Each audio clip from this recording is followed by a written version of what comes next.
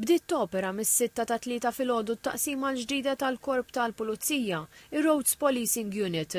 Din hi taqsima speċjalizzata li minbarra li se tkun iddedikata l-infurzar ta' regolamenti ta' traffiku se tinvestiga wkoll b'aktar effiċjenza l-inċidenti maġġuri ta' traffiku li kawża tagħhom imutu jew jindarbu n-nies. Għal din it-taqsima sar investiment ta' tamir ġdid u taħriġ akkreditat biex il-pulizija jkunu jistgħu jiġbru evidenza tal-ħabta u wara janalizzaw ir-riżultati ta' x'wassal għall-inċident biex eventwalment iresquhom bħala provi fil-qorti.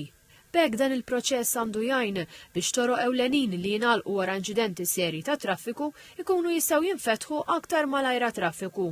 Bitħejja l din it-taqsima l-ġdida, il-pulizija nataw taħriġ f'diversi oqsma, speċjalment fit-tamir li jiġbor l-evidenza fuq il-post tal-inċident, fil-fotografija, kif joperaw drone u kif jagħmlu 3D scanning u anke fl-ewwel għajnuna.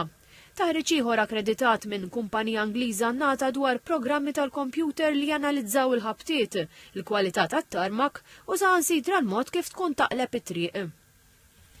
Il-Kummissarju tal-Pulizija Angelo Gaffa qal li dan huwa servizz ieħor ċentralizzat li se jinvestiga l-inċidenti ta' traffiku b'għodda moderna u b'teknoloġija avvanzata. Ħankunu qegħdin nieħdu x-xena tar-reat, nagħmluha diġitali u mbagħad inkunu qed nanalizzawha f'uffiċċju sabiex il-Korp tal-Pulizija jkun jista' mod mill-aktar effettiv jidentifika r-raġunijiet wara dik il-kollużjoni.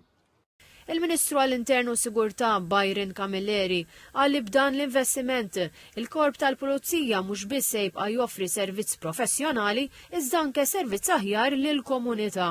Il-Ministru Camilleri spjega li l-investiment li sar fl-uffiċjali u l-għodda moderni se jgħin bil-bosta biex l-investigazzjonijiet tal-inċidenti ta' traffiku isiru aħjar.